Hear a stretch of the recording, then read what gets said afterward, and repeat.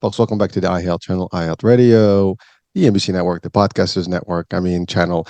We're just gonna have a terrific morning and a show today with my guest because in life we tend to be tense and there are a lot of pressures and our expert today will kind of guide us into the world of pressure and how to deal with it. But his background is so versatile, so diversified, so amazing that he's going to be able to drive us, through a discussion about all these things that we can do and maybe reach peak performance, maybe get a balanced, lifestyle, whatever it is.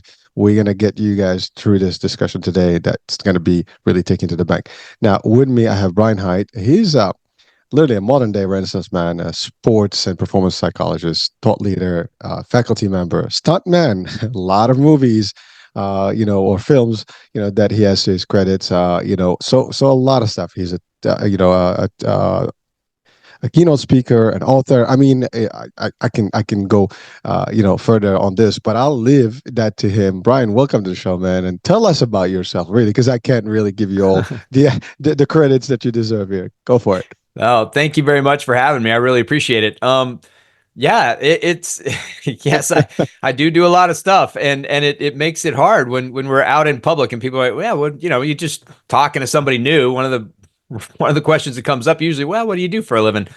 And excuse me, and there is a lot, and that's by design because I love a lot. I love all the things, and I've been told many, many times over the last, well, particularly over the last 2 to 3 years since I began my own business, you gotta you gotta focus on one thing. You gotta find your niche. You gotta just do that. And I'm like, I don't want to. There's too much. There's too much in this world, and it's all cool stuff. So I want to do all of it. So what I do is but what's cool is this, though, is that I have over the last year or so really figured out how to meld a lot of those things into my business with Brian Hite Global. Because for a long time, it was, all right, let me wake up today and figure out what hat I'm going to wear or even which hour, from hour to hour, what hat I'm going to wear. But with this new direction that I'm going that I'm sure we'll get into, I'm able to bring the experience from the stunt world and the experience from my work with the Army and the academic work that I've done with my doctorate degree and with the college faculty stuff that I do. So I've been able to kind of bring it all together in a way that I haven't previously. And that's been really fun because it doesn't seem like I'm juggling as much. It's like I'm pursuing just one thing. And I really do enjoy the versatility of that thing. So a little bit about me. I'm originally from Nashville, Tennessee. I'm back here again and have been for the last 11 years, although it was by a circuitous route. I left after high school to go to college in New Jersey at Rutgers, where I did not graduate. I found stunts. I went to college because I don't know, that's what I was expected to do. That's what people did. You graduate high school, you go to college. So that's what I did, but I had no idea what I wanted to be when I grew up. I didn't know what I wanted to do, and I spent the first 2 years of college trying to figure that out and didn't. And then it turned out that a friend of mine was the company manager of the Batman stunt show at the Six Flags in New Jersey. And so he got us some tickets, a friend of mine and we went out to see the show, and I was floored immediately. The show started with this huge explosion and motorcycles jumping out of this thing, and I was in awe, and I sat there. The 20 minutes flew by, and because my friend was the company manager, I was able to go backstage and talk to the performers. And I asked them the question I've gotten probably 5,000 times since then: how do you get to be a stuntman? How do you get this job? What do you have to do for that? And they told me. They said, well, for this job, you need to know how to do fights, high falls, falling from high places, and motorcycles. And at the point, I could do exactly zero of those things. And so I linked up with one of the performers from the show who was nice enough to teach me fights and high falls. And I bought a dirt bike and went out and started practicing. And I got good enough on it where I could at least go to the audition and not look stupid. And I got the job. I did that job the next summer. I did that show and just had so much fun. I couldn't even believe I was getting a paycheck. It was just so much fun. And after that, when I went back to Rutgers for my senior year, I couldn't focus. I couldn't pay any attention. I'd found what I wanted to do, and it involved nothing related to Rutgers and school. So I nearly failed out the first semester. I did somehow or another manage to pass that one. But when the second semester rolled around, I was truly failing everything. There was no way. So I dropped out. I dropped out of school and just kind of hung around New Jersey for a few months until the show started up again. Did the show again that summer and then moved out to LA where they had the same show. Luckily, this was really fortunate for me. They had the same Batman show at the Six Flags in Los Angeles. So I was able to get a job working at that show when I first moved out. That's something rare for people who want to be stunt people to be able to come out to LA or nowadays, Atlanta or New York or a couple places you could go, but to actually have a job when you first go out in the business. So I was very fortunate to have that. And so I did the show out there and I started to get into the film and TV world and pursuing stunts. And that's what I did. For about 4 or 5 years, though, I missed learning. I wanted to grow. I wanted to learn more. So I went back to school, which wasn't easy because this is before the internet took over education. And so I had to physically go back to New Jersey to finish this degree, the one semester I missed. But I did, and it was great. And then I continued on with a master's degree in sports psychology and a PhD in organizational psychology, which is essentially performance psychology for businesses. But never with the intention of ever working in any of those fields. It didn't appeal to me to try to work in those fields. It was just interesting material. And it was incredibly applicable material for me personally as a stunt person, because the ability to maintain focus and the ability to be aware of counterproductive thinking and change it when you need to, the ability to manage and regulate emotions and energy activation levels. These are all parts of sport performance psychology, and they are incredibly helpful when you're doing stunts. So it was kind of a combination of a curiosity, a learning curiosity that I had, as well as I could see the benefits, and I really enjoyed putting those things into practice. So I did that. I went back to school. I got those things, and then life took a turn. I got married. That came with a stepdaughter, and stunts, because it's a very the entertainment industry in general is very volatile. It's uncertain. You never know when you're going to work or where you're going to work or for how long you're going to work or how much money is going to come when you do work. So with a family, that scared me a little bit. So I started looking for real jobs, is what I called them, a full-time job that I could count on the money. And but I was looking around like, all right, well, I have a master's degree because I didn't have the doctorate at the time, but I have a master's degree and no experience doing anything but falling down. I wonder what kind of job I can get. And it turns out you can get a job as a performance psychology consultant for the Army, if that's your resume. And that's what I did. I worked for 2 years up at Fort Lewis in Washington as a sport performance psychology consultant, working with soldiers on specific performances. So we would get brought in to work with units that maybe they wanted to increase their qualification score with the rifles, with shooting, or they wanted to get better faster with medical tasks, or clearing buildings if they were infantry, or finding IEDs if they were combat engineers, or their fire missions if they were artillery. It just depended on what their jobs were as to how we came in. But the job for us was to really, again, get people's minds right so that when they were at their task, they could learn it more quickly and they could be more consistent during the performance. And that was a really fun job. But then life took a turn again. I got divorced. So I went back to LA and started stunts again full time. Did that for another 4 or 5 years until rinse and repeat. Another wife came on the scene with another stepdaughter, and the same thought process happened. So I took a job with the Army again, this time at Fort Campbell here in the Nashville area. So that's what brought me back to Nashville again. But this time, and this was a really big deal for me. The program had expanded. So there was still the traditional sport performance psychology piece of it, like I described earlier, but there was also a resilience side of it. And although they were grounded in the same theoretical knowledge and they came from the same place within the psychology world, same concepts, same techniques, etc., the intent was different and the way that it was taught was different. And what I mean by that is the resilience training really was about, okay, so we're all walking through life and we're going to encounter adversity. Things are going to go wrong. There's nothing we can do about that. So when that happens, do we have the resources to deal with those things effectively? How well can we bounce back from and even become better as a result of having experienced those challenges? What are the tools and resources that we can leverage in those moments? That really spoke to me because, like I said, through the first divorce, and then it wasn't too long, I was at that job before I was getting divorced again. So it was a really tough time in my life. And learning, teaching, being regularly around these concepts was not only helpful for the soldiers, I believe, but also helpful for me. I really enjoyed that process. So I got kind of away from the sport performance stuff with specific performances being targeted and more to the broader. It doesn't matter whether you're at work, whether you're having a conversation with your spouse, it doesn't matter what it is. These are some things that can be helpful for you.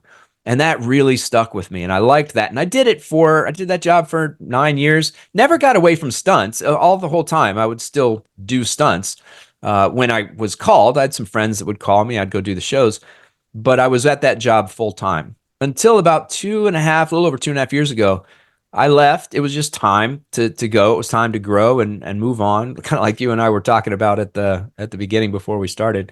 And I started my own business. At the time, it was Begin Again Performance Psychology. Now it's Brian Hite Global. Went back to stunts again full time for the third time for those keeping count.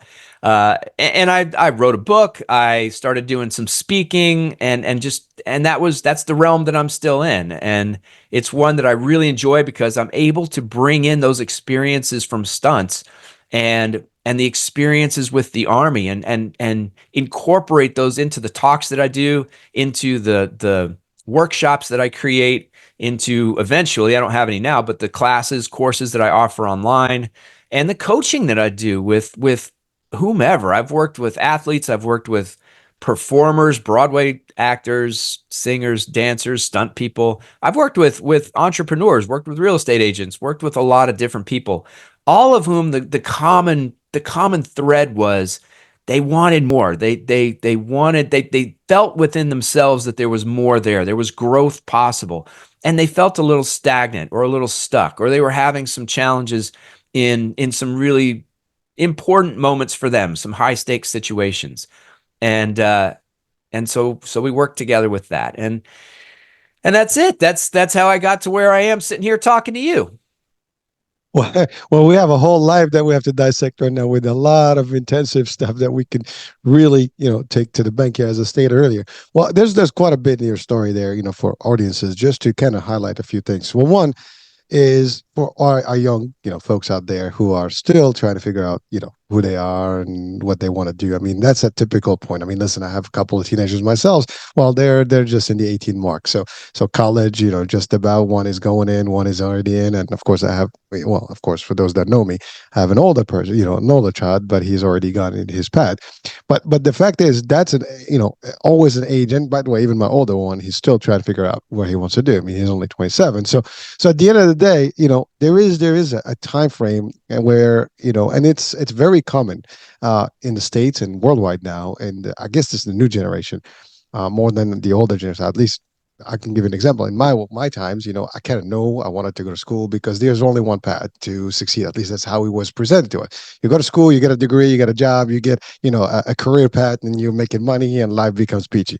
And that's kind of like the old standard, and that has been kind of shifted, more now because we have a lot of options that we might not have, there.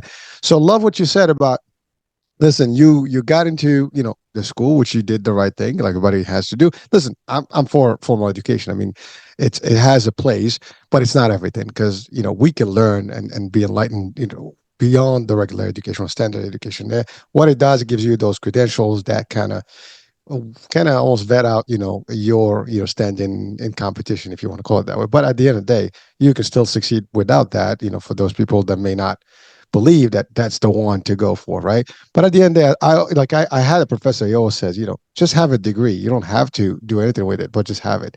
You never know when you're going to need it. So, and I kind of put that always, in the back, burner as a assault thing. So I did myself that too. So, but what you did is that you went to school, you kind of try to figure out, it didn't quite make you who you were, or at least make you happy, but you discovered something that was fascinating. And by the way, I I I have to say, like, whenever you watch anybody that's talking, and I mean watching us today or listening, you know that when you watch movies, 99% of these things that you see with actors, they're done by a stunt double, or somebody that is, throwing themselves in the line of fire or really in the fire physically, and so on and so forth. So that's real people. And so my first job actually was in Disney. So one of the things I used to do is go around, the parks and watch like some like Indiana Jones. There was a big, show there that they had, Yeah. the stunts, and they show you how they all do it. And it was impressive to see, like, and there's also Universal, they had their own, and you see all these guys jumping, you're talking about bikes and stuff. And in Indiana show, like you have these people dropping from the sea and the roofs, and and then falling. And it's pretty impressive. Like, these guys can do this stuff. Like, I can't do it, but you got, literally excited about that. And what I love about what you said, it's not so much you liked something and you didn't know anything about it. You managed to get into it, which is will and real determination. And again, for our folks out there, it doesn't matter what age you are. If you like something, you want it so bad, you're going to do whatever it takes to make it happen. And that's something to take to the bank, again, as a rule. And you did that. Not only that, you did it successfully, and you did whatever it took to make it happen. You went, you asked, you learned, you got what the tools, and you got good at it and got better at it over time, and you made the living out of it. And that's the thing. People, if you have an idea, if you want something bad, you can do it. And that's the thing. Nobody can stop us. And that's actually something that's important, just I wanted to extract from your discussion there. Now, the other thing is you went back and you kind of figured, you need more, and you went to school and finished, whatever you need. You even progressed. That's the other thing. Like, we don't know. Like, today we have one idea. A couple of years later, that idea changes. And I think, listen, I'm I've been around long enough to have changed my mind many times over, and things restarted over and reboot and shift here, left, go right. And life is not a linear thing, by the way. Anyone that's watching, especially if you're still trying to figure out things out, at any given moment, things can change, left, right, whatever. There's things that can happen worldwide. There's things that can happen in your family environment, like, when you mentioned about divorce and stuff. All these things can actually happen, and we just have to shift. And the idea is how to shift with it. It's like you got to go with the current. And you actually depicted that picture perfectly for our audiences, because it's not a perfect, live. For people that may think, I'm going to have the exact perfect life, I'm going to, put it in a line and just, have every dot and stuff. Now, of course, you can work towards those dots, but know that you're going to go down, zigzag up, zigzag down, and you're going to keep getting those momentums. But that's really how it is. And again, I think everybody who's been around long enough, they will probably can really vet out that, this is the truth of reality that we live in. It's, you can hit those markers, but you're going to have some deviations, and you can come back to those markers, and that's part of it. And so thank you for sharing that. The other thing is, I love what you said about, you learn some sports, stuff that is great, and it can apply in real life, and you've used it in your work. And you've used it again. It's funny because when you mentioned something about the army, I didn't know.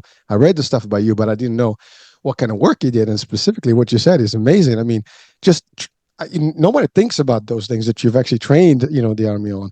The idea, like, you can get people to do better and be more focused on things, and and then, like, now the second, run, the resilience component. These are things, and by the way, those are not just for the army. As you said, it could be in corporate, it could be for executives, entrepreneurs, anybody. And you do that, you coach different people from different, different industries and lifestyles, and so on and so forth. So it changes dynamics, but the rules are the same for all of us. So I wanted just to highlight these points, because I think there's a lot of there. And again, for audiences, this is the thing, we can learn and get motivated and inspired by these stories and these types of experiences from, people who have done this, because sometimes we try to figure out and we start doubting ourselves, right? Like, I don't know how to do this. Come on, we're gonna do it. But when you hear this, like, I'm hearing you, Ryan, Brian, I'm like, it validates the stuff I've gone through. It validates a lot of stuff that I know, and I know some people are like, oh wow, it is true. And there's the thing: even if you don't know, you have resources. Again, Brian is a resource, and we can go to him and people like him to actually get some guidance and stuff. And through even the shows, we can get some of that enlightenment. So thank you for that. Now, you mentioned keywords: organizational stuff. You mentioned performance, resilience, and we talked. I initiated with pressure. So let's talk about those things. Those are huge components of life. I mean, and pressure is the biggest one. I think everybody's under pressure at a point in their life. especially when you're making decisions, especially when you have situations in life that you have to deal with. Now you kind of focus on that. That's your core. Let's spend some time on just dealing with pressure. I mean, we hear peer pressure as a standard word that's being thrown left and right.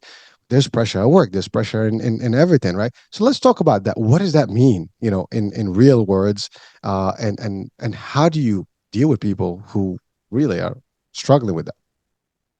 Yeah, well, you said a lot of stuff too. It's interesting that you said the Indiana Jones show is what you watched because when this was 1994 four, five, maybe I don't remember, but I was skipping college and and I went to play golf and I ended up behind three guys. And when you play golf, they usually send out people in foursomes. So there were three of them. There's one of me. I said, "Hey, do you guys mind if I play with you?" They said, "No, it's no problem." So I went out, and it turns out one of the guys was wearing a Stunts Unlimited shirt, which is a group of stunt people. And I asked him about it because I had just done this was after I had done the stunt show one year. And so we started talking a little bit, and I said, "Yeah, I'm planning to move down to Florida to audition for the Indiana Jones show because I could do some Oh gymnastic man. stuff, and there was gymnastics things like that was totally my plan to go to Florida and go do that show." And he said, "No, don't do that." He said, "If you want to be a stuntman, move to LA." And I said, "All right."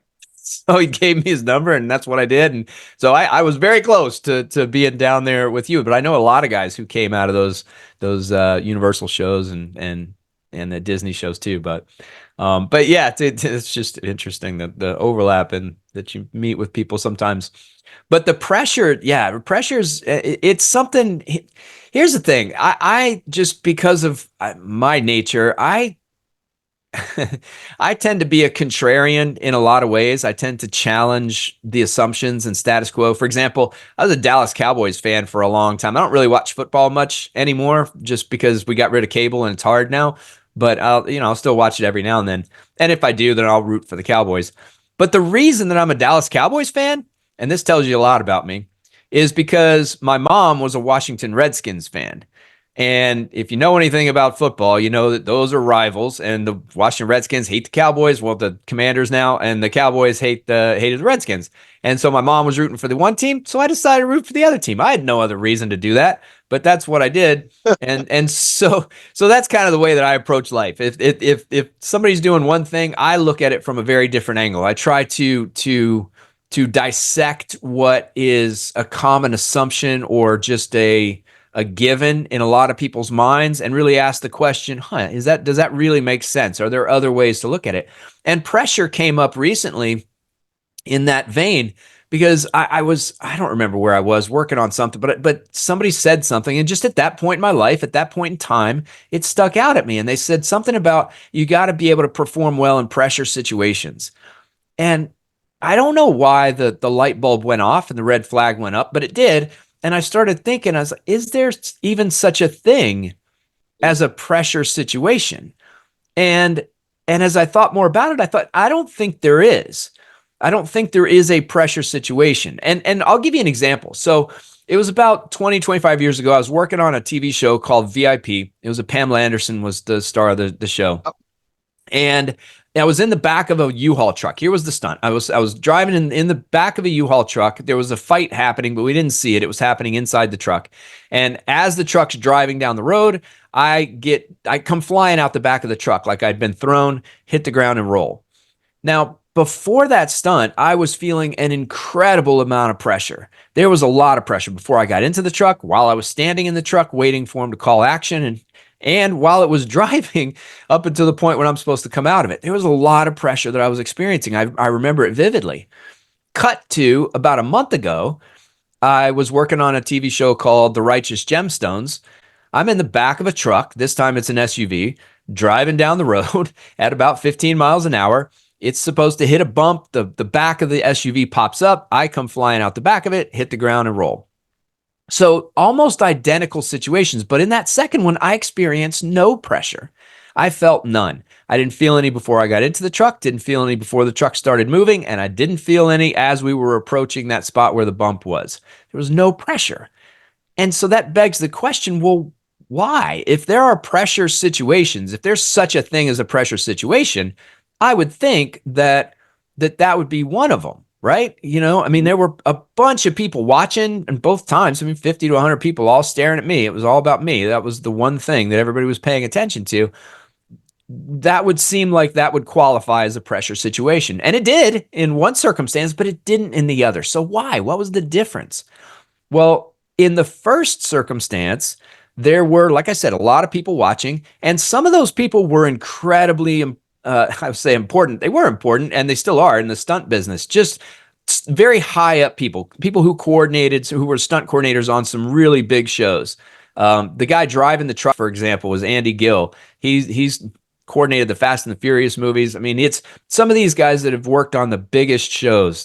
Henry Kinsey was out there. Henry Kinsey jumped a car out of building in Lethal Weapon 4. I mean, some of these guys just some of the best in the business, and they were all standing by the camera off to the side watching me get ready to do this thing. And so in my mind, I'm thinking, man, I can't screw this up. Also, the stunt coordinator is a good friend of mine, and they're watching him too. And I wanted to make him look good. I wanted to so that he looked good in their eyes. It mattered to me what his image was. So this stuff was what was going through my head. I don't want to screw this up. I don't want these guys to think I'm bad. I don't want my career to get tarnished or damaged because I messed this up some kind of way. And I definitely don't want to make this coordinator look bad either. And the flip side was going through my mind as well. It was, well, you know what? If I hit this thing right, my ticket's punched. These guys are going to bring me on to these big shows. I'm going to make a lot of money. Everything's going to be great. Jeff's going to, the coordinator, stunt coordinator on the show, he's going to hire me on all the other things that he does. So that side was happening too. And there was a ton of pressure. And that the reason was because of where my mind was. It was because where the focus was, which was on the consequences. It was the outcome. If I screw it up, if I do it well, that's the outcome. The consequences, if I do it badly, then. If I do it well, then. And whatever follows that then, those are the consequences. Couple things to remember. One is all of that was just made up by me. It's all in the future. It was all my imagination. It was all created inside my own brain. None of it was real. Although, however realistic or probabilistic it might be, it wasn't real at that moment. What was real is that I was sitting in the back of that truck and I was getting ready to come out the back of it. And there was a way to do that and be able to do it safely and do it well to achieve the outcome that I wanted. Now, cut to the Righteous Gemstones, where I didn't feel any pressure. Well, why? I had Danny McBride, one of the comedy TV geniuses that's out there, who writes and directs. He's sitting there staring at me. I've got this stunt coordinator who, again, I want to make him look good. And if I do, maybe I get on some other shows later on. So it's the same situation. But in that case, I was focused only on what I needed to do. I had my hands were tied together with rope. So I had to kind of get in this weird position to pop the latch when the bump hit so that I could come out. And when I came out, again, my hands are tied. So there was I had to figure out how to land with that going on. And that's where my mind was figuring out and ensuring that I was doing all of the things that I needed to do in those moments to make success more likely, to enhance, maximize the likelihood that I will achieve the outcome that I want to achieve. I wasn't paying any attention at all to consequences or the future ramifications of what was going on. I was just simply in the moment. And that's the thing, is because pressure exists in the mind, not in the moment. It doesn't exist in the situation itself. Situations do not determine whether we experience pressure. We determine whether we experience pressure based on where our attention is, what we're choosing to focus on, the meaning that we choose to assign to it, how we're perceiving these circumstances. All of that is what's going to determine whether we experience pressure. And that's true across the board. It doesn't matter if you are if you have an upcoming challenging conversation with your spouse, or if you're getting ready to discipline your kid and you're a little bit, I don't know, you feel pressure around, well, I should do this or I shouldn't, or whatever the pressure is coming from, or if it's at your work, where there's some sort of assignment or presentation or thing that's coming up, and for whatever reason you're experiencing that pressure. If you are experiencing pressure, again, I mentioned it earlier, to think about it as an indicator, as a red flag. that probably your attention is in the wrong spot. And the things that you're prioritizing are not the things you should be prioritizing in order to create the likelihood of success. Because, and here's a good example of this. Like you mentioned earlier, life is not linear, it's all over the place. Well, an example that I use for that is soccer. An example I use for pressure is soccer too. So, because in soccer with the linear, it's not like football where if you run a football play and the ball is not further forward than it was before, then it's bad.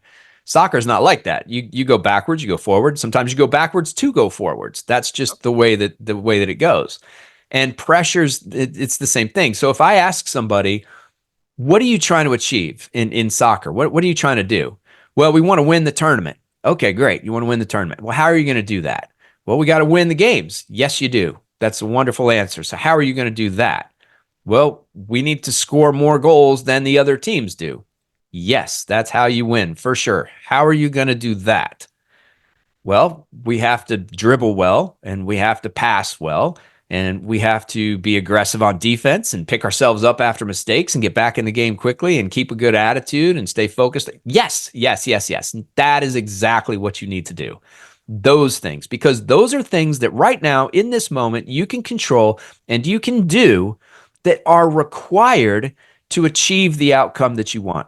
Focusing on the outcome itself, scoring a goal, does no good.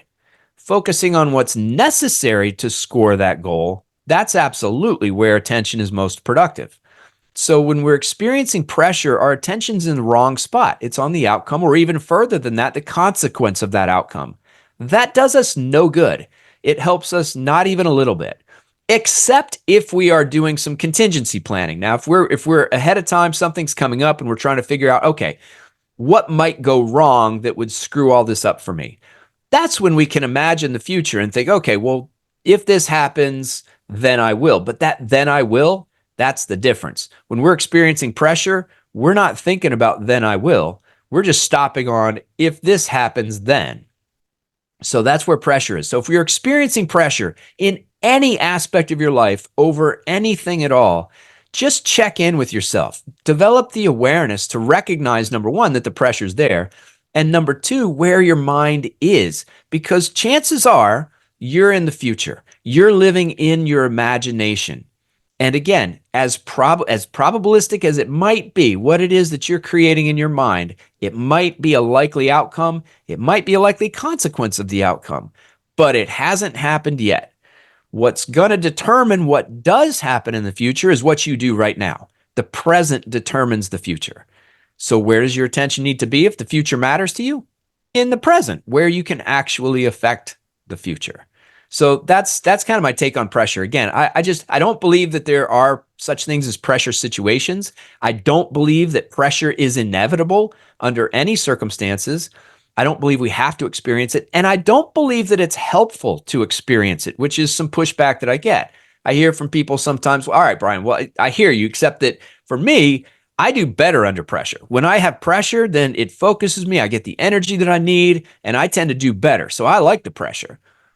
And what I would say to that is just simply, well, I don't think it's the pressure that you're talking about. You're excited about what you're doing. What you're doing matters to you. It's important. What I heard was motivation. So you're highly motivated to do what it is because it's important. It matters. You see the value in it. And so you're going to approach it. That's one. The second thing that I heard is that that motivation, that caring, that value, that importance is generating an energy inside you. And you're absolutely right that there is an ideal amount of energy activation for us to perform well at any given task. There is.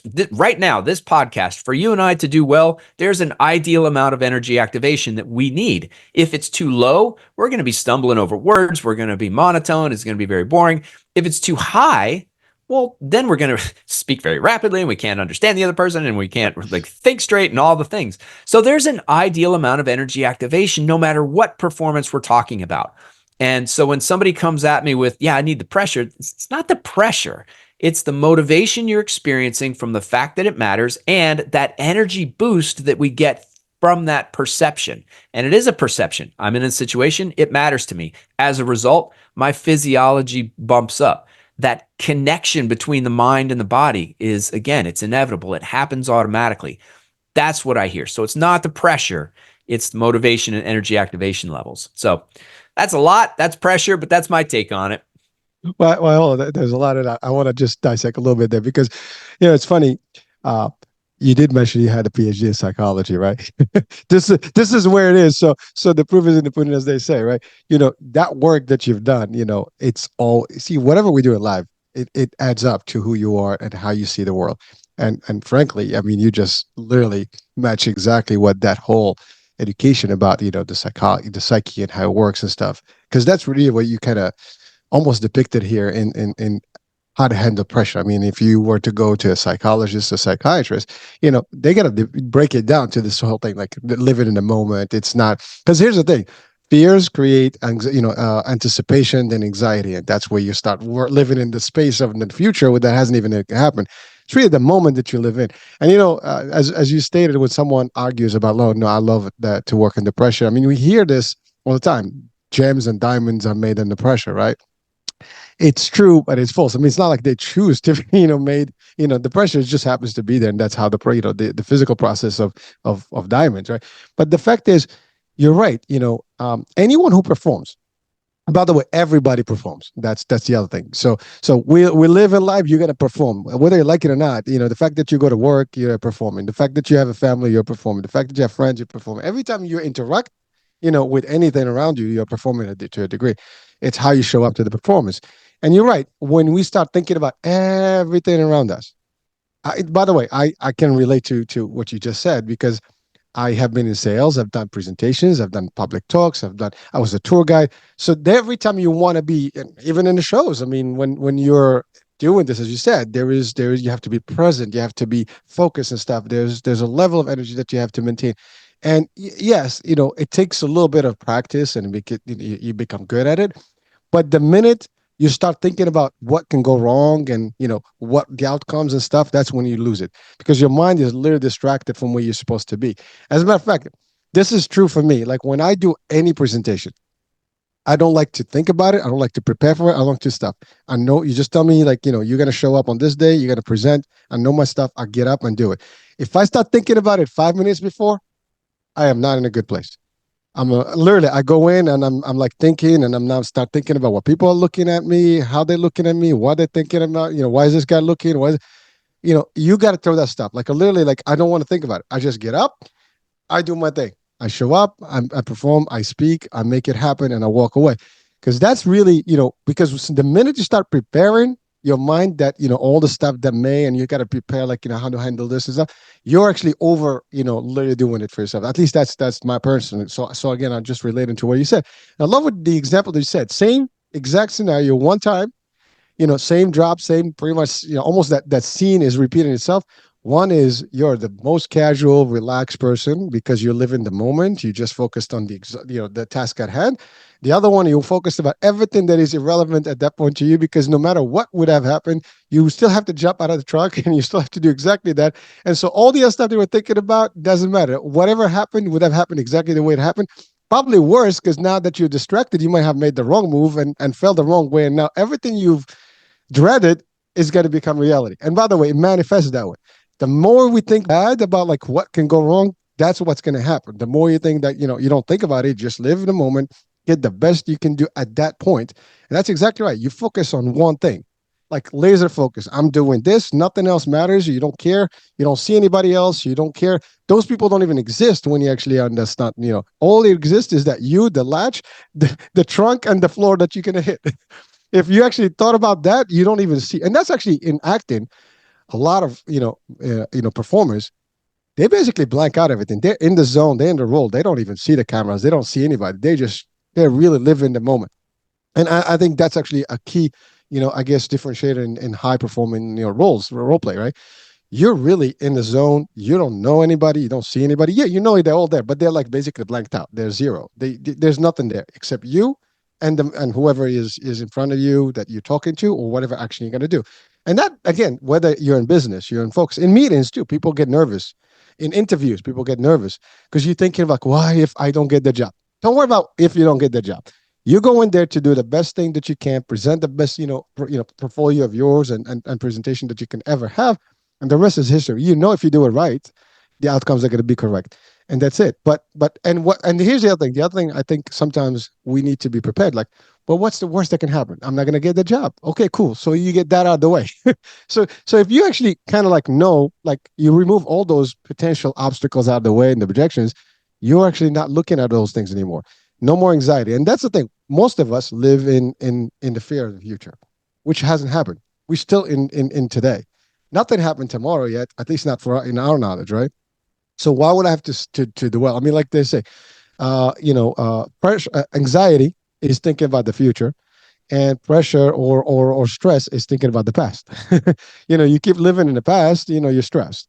You keep living, in the future, you're anxiety, you anticipate like what could I go, and that's not good. So I love what you said about the focus is really the moment. It's not happening, and your little argument about the concept when someone says I do better under pressure. It's not really. It's more how we define it. Maybe we think it's pressure. It's not really pressure. As you said, you're motivated by that. And some people's like. By the way, that's a very common question in interviews. How do you work under pressure? Mhm. Yeah. Oh, yeah. How do you handle yourself if there's, if multi? It's by the way, you alluded to How something. great would it be if somebody asked that question? How do you perform under pressure? Like, I don't. I don't. Oh, I have the ability to perform without creating pressure for myself. That's how I do it. That but would but be a it's great funny. answer. Well, here I'll tell you, like some if you ask that question, I mean, someone asks you the question and you respond exactly, they'll be like, huh? Because they're not prepared. They won't be prepared for that answer. Yep. Because they expect you to give them a whole spiel about how and so and what kind of pressure, and then give an example of instances where you had to deal with that. And you're right, there is no pressure. I do the job. I'm cool. I know what I'm gonna do. Doesn't matter what you throw at me. It doesn't phase me, and that's really what it is. It nothing should phase you, in the world that you do. So once you're into something, and this is what you love to do, it doesn't matter what. And by the way, you actually live in that life, and I can tell you from what you already described to us as what you do. And I think a moment that you said I do a lot of things, and that's what makes me, really excited about it. Well, guess what? That's exactly what it is. Like when you are who you are, you can do multiple things, multitask, different projects, and so on and so forth. If you look at them like just doing one thing at a time, you're doing the things you love. You don't even think about like all the big picture about it. You just focus at it as you do it. You don't even think about it. Like people say, why do you do a lot of these things? Well, to me, they're not a lot of things. They're all one, and it's all done at a certain time. And every single moment of things that I do, and every piece of the work I do is just focused at the time. Like right now, I'm with you on this. Nothing matters. I'm not worried about what the world, what's happening in the world. I don't care. I really, this is just Brian and I having a discussion, and we focus on this. And literally, if audiences are behind me, I'm not even seeing them. I'm just looking Mhm. at you, and that's really what happened. Like, and by the way, if you do live podcasts or live shows and you have people sitting, you don't see the people. You really don't. I mean, you're really in stuff. Now, the minute you start thinking about the people, you get distracted, and that's really, I think. Well, it's interesting you say that because, for me, I when I'm on set and when I've done live shows, a lot of times I am looking at the camera and I am looking at the people. It's because those are relevant. For example, if I'm doing a fight scene on a film, I need to know that where my body is in relation to the camera and where I throw that punch is going to be one that sells as a punch. So if I'm in the wrong spot and I'm throwing this punch in a certain way, it's going to be a miss and we're going to end up having to do it again. And it's kind of the same thing with live shows, even more than that, because depending on the type of show, you got to read the audience and see, all right, are they kind of bored? Are they not bored? Like, do I need to jazz things up or, get somebody's attention? Or if I'm giving a talk or doing a class or something, I got to watch the people because if somebody's yawning or somebody's checking out, that will define where I stand in the room. A lot of times, I'll shift from the right side to the left side, go get in front of them. Or if there's talking going on, I'll walk right over to. I won't look at them. I won't make a thing out of it, but I walk right next to them. And, oh, okay, I got it. I get it. so, Well, no, so but you have but to be aware of what. I guess my point is this: whatever is relevant, whatever matters in the environment, that's what we're paying attention to. Whatever, in other words, so we are. I don't like to say blocking out because that's like an active negative thing, like I'm going to block out or I'm going to not think about it. I don't like thinking about that way. It's like goal setting. I want to talk about what I'm going to do, not what I'm not going to do. So I don't like thinking about it as blocking out because that happens naturally. If I'm focused on you, then by definition I am blocking out the irrelevant stimuli in my environment. So I think about it in terms of what am I going to do? Where is my attention going to go? How am I going to think? What am I going to focus on? And then by definition, the irrelevant goes away. Oh, wait, so right, by the way, you're right. As a matter of fact, well, I was given the example of like this kind of show, right? But in right, when you present, because I've done trainings and presentations, that's different because in a way, you want to get, as you said, to gauge the audience. You also like Mhm. there's a technique for that. Like you focus, you can. There's always two people that always smiling, looking at you, happy, and they're following you. Maybe those are the ones you focus on. As you said, someone that is giving you bad signals, you might be able to get their attention to get them back into the this. So there's different ways to address different situations. But the end, the whole point that I was making is more about focus on whoever, whatever you're doing at this time. It depends on the situation. Yes, you have to adjust. I mean, adaptability is another piece that we need to be good at to be able to gauge. But you're right. You know that you're in front of the camera. You know that the angle matters for the camera and the audience. So that's different. You are you. But again, in itself, you still focus on what matters most at the time. You see, so you're doing it based on your circumstances and the environment you're in. So again, what I said there is more about this is my technique for this particular set that I have. But if I am in a different situation, you have to adhere to whatever that requirements for that, and still be focused on what matters the most. And if that audience is what matters, then you're right. You got to do what you have to do, and you have to gauge. And by the way, like you said, it's not so much about what's going on; it's about you at all times. It's about how you are setting yourself in that position to live in the moment, to live in the focus, and as you said, there is no pressure at that point. It's like, and by the way, it's like when you're above of the water. Like I cruise a lot, right? So if you're on the ship, you know, the waves are up there. Once you get under the actual ocean, there is no more waves. For the most part, it's pretty cool. Once you get into a certain layer, it's just water, you know, and you basically just live the moment in there. Now, I used to scuba dive and things like that, and I've done a lot of things in the water. I mean, I love the ocean, and frankly, when it's serene, there's nothing. You're just in the moment. You don't worry about everything else that's going on, and that's the thing. It's not. This is not the ostrich effect where you just put your head down and everything else is happening, thinking that it's not going to happen. This is you're in control. What you're saying is being in control at all times. Your breathing, your focus, your senses, everything is in the moment. Nothing else matters. Nothing is distracting. I think that's really fear and distraction happens, as you said, is thinking about all the consequences of your actions. And then you live in a space that is not. There's multiple, outcomes that can happen. And that's the thing. You don't know any of that, but you do know one thing. If you don't do it right, it's going to be the wrong outcome. So you got to do it right, period, because that's what you want. That's what you do. So thank you for that. Now, the work you do is with different people, right? Different, groups and stuff.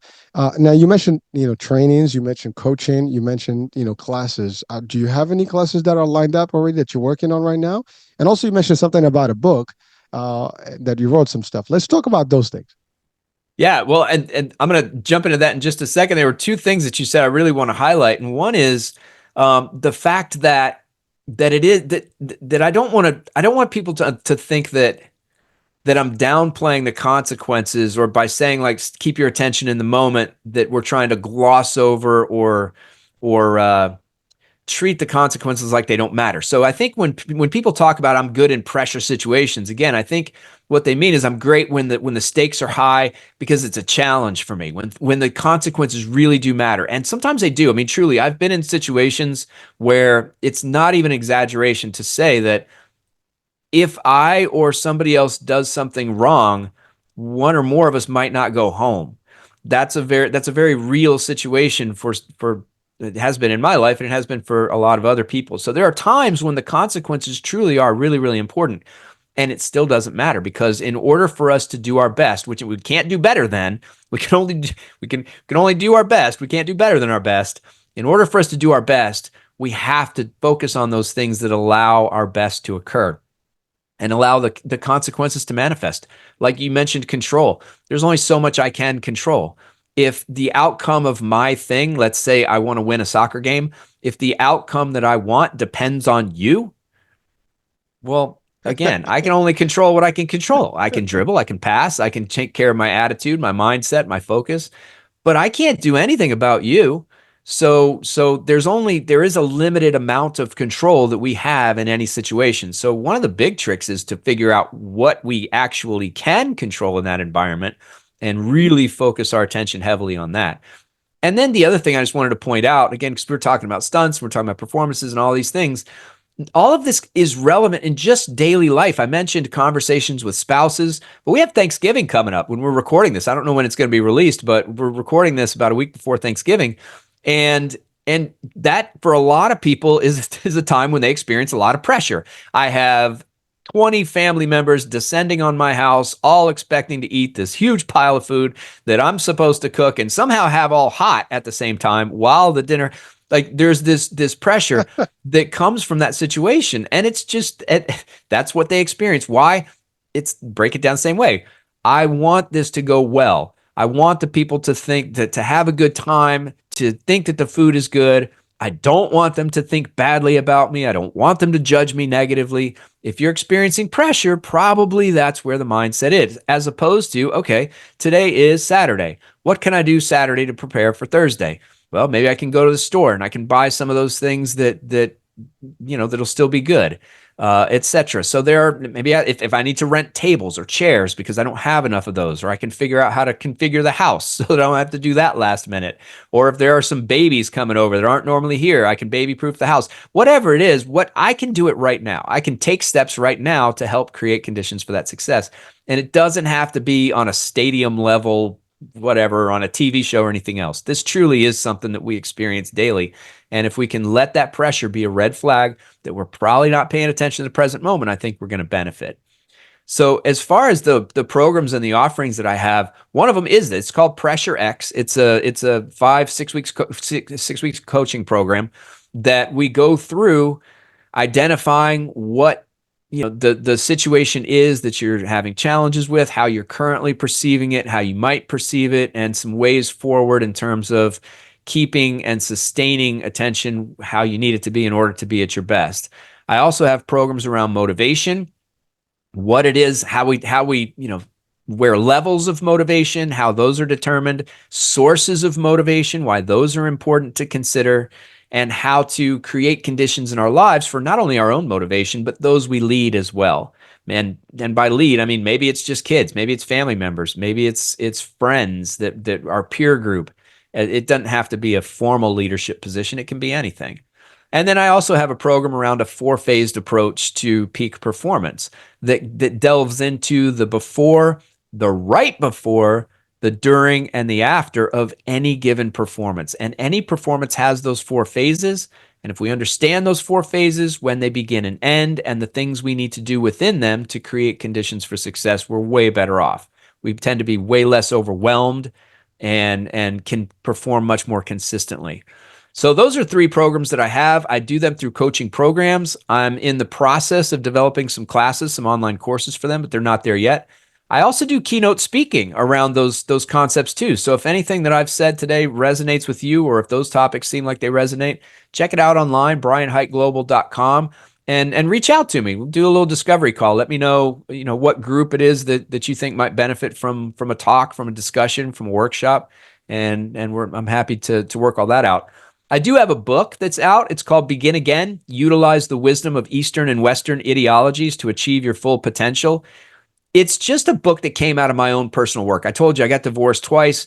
When the second divorce happened, I was really in a bad place. And one of the things that I did to just one of the coping mechanisms that I used was I read a lot. I read a lot of wisdom works. I read Marcus Aurelius's Meditations and a lot of stuff from Seneca. And I read the Bhagavad Gita and the Upanishads, read the Bible. I read just other works that were just some wisdom works that I could hopefully glean some goodness from. And I did. And whenever I did, and I saw the applicability of what I was reading, I wrote it down on a little sticky note. And then those turned into short essays. And 183 of those later, there's a book. And that's what the book is. So it's really just a snapshot of my journey through some of the challenges that I faced. I'm not, it doesn't detail challenges that I faced along the way. It really is just, again, insights that I had while I was reading these books. And I'm working on another book now. It's called Flow Under Fire, and that'll be a stuntman's guide to pressure. So working on that. Not sure when that'll come out, but I have that as well. So that's it. You're That's you're me. busy, man. Well, for a couple of things, thank you for sharing all that. And you know what? Listen, your work is definitely needed in at least talking about corporate world, for example, and especially I do sales, so sales is always pressure. Yeah. So that's a known fact. And again, it is pressure because of how we approach it, but really, your work can mitigate some of that, and people can be a lot at ease to present, to know what to do, not they know what the outcomes. They need the numbers, they need the goals, they need all the stuff. But if you know how to take the situation accordingly and you do the 4 steps and all this stuff can change all this. So your work can be ideal for anyone. So if you're a leader out there, you're leading sales group, a team, this could be it. Also leadership. I'm talking about C-suite level and leadership of companies. This is something that sometimes can be very difficult because you have the perception of pressure from your board, from this, from that, and the P&Ls and all the stuff that someone at a CEO level or C-suite level will have to experience. This can be something that can literally help navigate the difficulties. And by the way, I love you said something that's very important. You're right. Your work, depends on what you do, folks. If you're watching or listening right now, it doesn't matter what you do. But in your case, for example, Brian, you do some stuff that can lead to that. I mean, you're right. These stunts can be. I mean, there's multiple things moving. There's sometimes there's fire. There's all kind of stuff that's going on. A wrong move, and we've seen tragedies that happen in the stunt world. For example, over the years, there's always a high risk, right? And so every single thing that you do, every decision you make, if you're not really 100% there, it can cause harm to you or somebody else. And that's a big deal. And that actually applies to real life, as you said. Everything we do impacts everybody else around us. So the minute we lose our focus and get all caught up in those unnecessary, I guess, feelings, we might be able to have outcomes that are not ideal and so on and so forth. So you're right. Being there, doing the stuff, and understand that you are responsible for the next step is important to be aware of it. So the awareness needs to be there. But at the moment, your action is going to determine that the outcomes are better. So if you do it right, and so it takes a lot of balance, really. You have to really know what you're doing. And I think that's really what makes a difference. You know that you have to focus. You only got to do one thing at a time. You got to do this right. And then the rest of it is history. You don't have to even worry about bad things happening because you know if you did your part. And I love the example, as you said, the soccer. And by the way, that's a great example. By the way, not just soccer, all sports, for example. Coaches, trainers, they train, coach for months and stuff and prepare the team. But once the team is on that play, you know, they're not playing for them. They cannot be in their shoes and running the balls or like throwing the passes, whatever. Well, they can give them instructions, but the guys are still playing that the game. The people on that field are playing the game. And at that day, it's really whatever their best at that time is going to be, as a team, making it happen. And so you're right. So there's only so much we can control. So that also another comment on the control concept that you said. So you hit it right on the money, all these angles. And by the way, all the stuff that we're discussing here applies to everyone watching, listening. It doesn't matter what you do, where you are, it will apply. So Brian, thank you so much for sharing those nuggets and this stuff. And by the way, some people's like, well, I kind of know this stuff. Knowing things and getting reminded of things is one thing. I mean, sometimes we kind of know a little bit of things, but sometimes hearing things from experts and people who actually do this for a living and be able to control these things much better, understand how to give us the right steps to work on ourselves and how we can operate in this world. That's usually a good thing. And that's what we have these shows for, is just to help people kind of navigate some of the things sometimes, because if we do things over and over, we get lost. I think that's also another problem with all humans. We just get so smooth about things, we don't even think about it, and it becomes habits, and those habits can be bad habits. And so by getting refocused in a way, or at least getting an acknowledgement that, hey, maybe we're doing it wrong, maybe there's another way to do it. And I love what you said about you being contradictory to a degree and always like, no, I'm going to look at this angle. That's another check, point that sometimes we all have to have that trick, in our sleeves, because I think it's a good thing to check the status quo every now and then and say like, well, why not? And that creates the opportunity to discover more and deep dive better and maybe get a better way of doing things. So thank you. So Brian, where can people actually reach out to you? What's the link? Well, like I said, Brian Hite Global, BrianHite global.com. That's my website. On there you can send me a message. You can sign up for the newsletter, which you'll get some free stuff if you do that. You'll get discount off of the programs. You'll get a free digital copy of a book. And then you can just email me directly too. It's Brian at BrianHiteGlobal.com. So reach out however you want to. I'm always happy to talk. You can schedule a discovery call if there's something you think I can do for you. But definitely reach out if any of this resonated with you. And thank you again so much for having me on. I always love these discussions, and it's just so fun. This is playtime for me. I really like it. Well, I can tell you enjoy this, and I enjoy it too. So we're both having a good time right now. Well, so before we close, I know we're just about the hour here. Can you just leave our audiences with some final words of wisdom that they can take to the bank? Hmm. One thing came to mind as you were talking at the beginning, and it involves opportunity. And this is something that I've thought a lot about over the course of my life. I think that opportunities come often. I don't know that they come all the time, that it's every single day, but they do come often. I think though a lot of times we don't recognize them. We don't recognize them when they come, or we don't really see them for what they are, or have the courage to pursue them. So when I think about opportunities, I think about them this way. I think that opportunities, we have to be open, we have to be flexible, and we have to be courageous if we're going to recognize and take advantage of those. And what I mean by that is we have to be open to the possibility that what we're doing right now, it that it may we may need to be doing something different, that there's other stuff out there, that we're going to encounter a new person or get new information or experience some new thing that may shift us another way. And being open to that possibility, I think, is critical. And then once we are open to it, and maybe we recognize the fact that this is happening, we have to be flexible enough, not rigid in our pursuit of a goal or a commitment that we've made. We have to be flexible enough to realize, yes, that goal was important a week ago, a month ago, 6 months ago, 5 years ago when I set it, but conditions are different now. I set the goal and then I continued to live, and I experienced more things, and I met more people, and I've learned new stuff. And now I believe that this other direction is probably best for me. So avoiding rigidity and being flexible. And then the last thing's courage. So once we're open and we recognize the opportunity, we're flexible enough to realize that yeah, this is the direction I probably should go.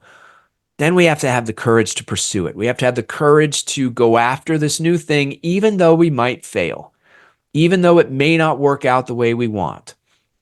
And I think that that's where a lot of people tend to get stuck, is they're comfortable the direction that they're going. They're comfortable in the environments in which they operate day to day.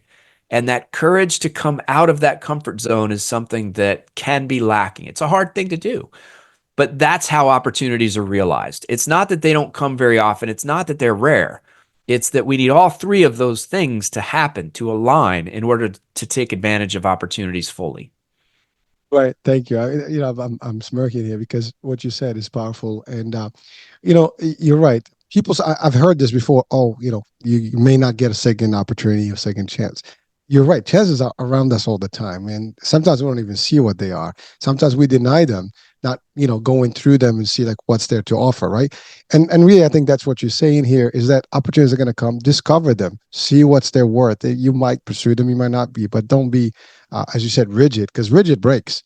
Malleable doesn't, right? So you have to be adaptable, and anything that's adaptable has better chances of survival. Anything that is too rigid will actually crumble and crack, and it's over, right? So thank you for really sharing that. And it's funny you said about the comfort and not being comfortable with uncomfortable. We just literally just released a show that is talking about that. Literally, the title was about that.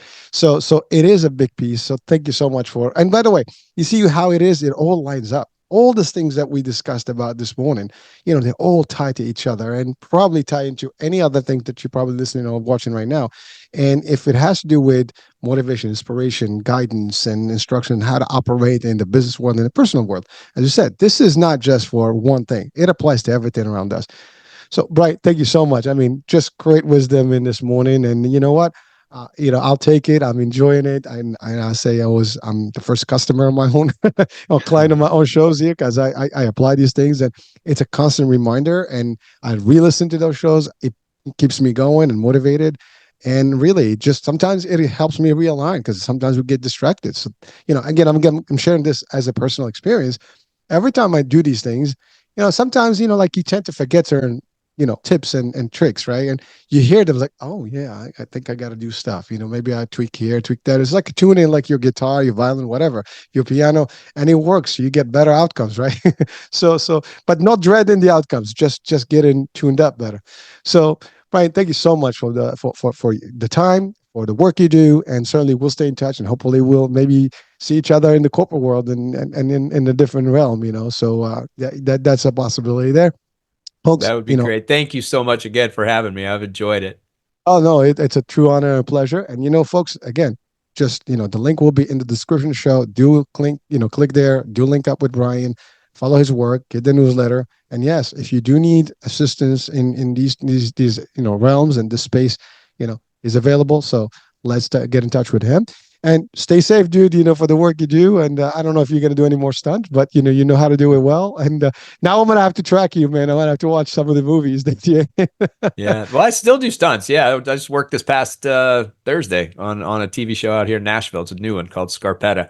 It hasn't come out yet. It's a Nicole Kidman TV show. But yeah, that's something that I'm still in the game and will be for as long as my body holds out and people are willing to hire me because I love it. Just quickly, I know you leave it, but like, I mean, that is some serious stuff that you do. I mean, throwing yourself out of the vehicle and falling in the right angle. I mean, I've wondered. I mean, do they have like cushions for you guys when you fall, or just like you really hit the ground running? Sometimes, but no, I mean this it's it if it wasn't hard, then they wouldn't need the stunt people, you know? So Well, that's true. so yeah, it's I mean some you get more padding than others, sometimes you just hit the concrete and that's how it works. So, it Well, just depends. well, listen, I got to give you credit, man. It's something you love, and not for the faint of heart, not for everyone, but certainly, you're doing it, you loved it, and that's the other. You pursued what you loved, and that's a beautiful thing. All right, that's it. The end. That's the end of today's show, folks. Thank you so much for being with us, for watching, for listening. I'm Eric Nage. We'll be talking soon. Your daily family topic. Bye for now.